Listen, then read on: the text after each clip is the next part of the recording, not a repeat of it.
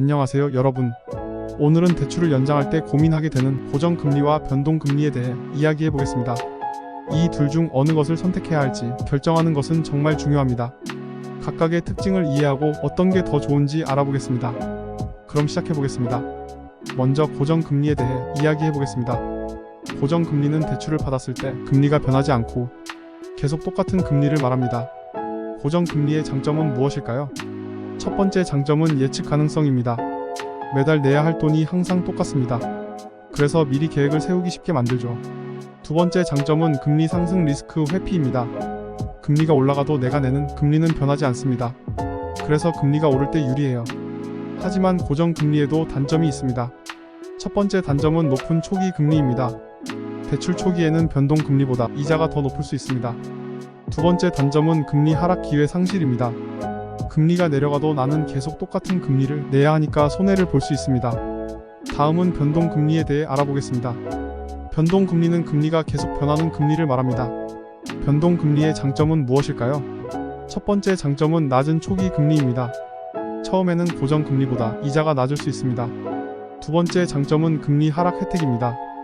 금리가 내려가면 내가 내는 금리도 내려가니까 이익을 볼 수 있습니다.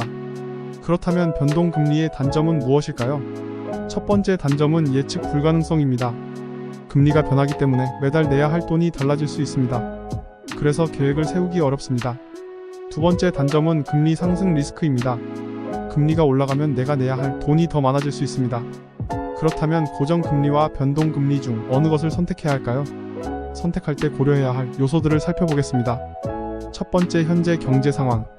금리가 오를 것 같으면 고정금리가 좋아요. 반대로 금리가 내려갈 것 같으면 변동금리가 좋습니다. 두 번째, 개인의 재정 상황. 매달 내야 할 돈이 똑같은 게 중요하면 고정금리가 좋아요.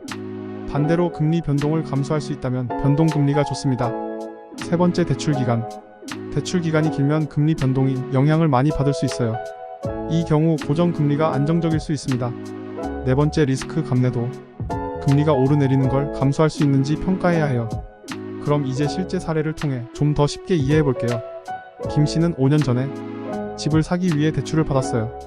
그때는 금리가 낮았기 때문에 변동금리를 선택했습니다. 몇 년간 금리가 낮았기 때문에 김 씨는 낮은 이자를 내며 이익을 봤습니다. 하지만 최근 금리가 많이 오르면서 김 씨는 큰 부담을 느끼고 있습니다. 만약 김 씨가 고정금리를 선택했다면 그는 지금의 금리 상승에 대한 걱정 없이 안정적으로 돈을 갚을 수 있었을 것입니다. 오늘은 대출 연장할 때 고정금리와 변동금리 중 어떤 것을 선택해야 할지 이야기해봤습니다. 여러분의 상황에 맞는 결정을 내리기 위해서는 자신의 재정 상태와 금리가 어떻게 될지 잘 생각해보는 것이 중요합니다. 필요하다면 전문가의 도움을 받는 것도 좋아요. 여러분에게 조금이나마 도움이 되었길 바랍니다.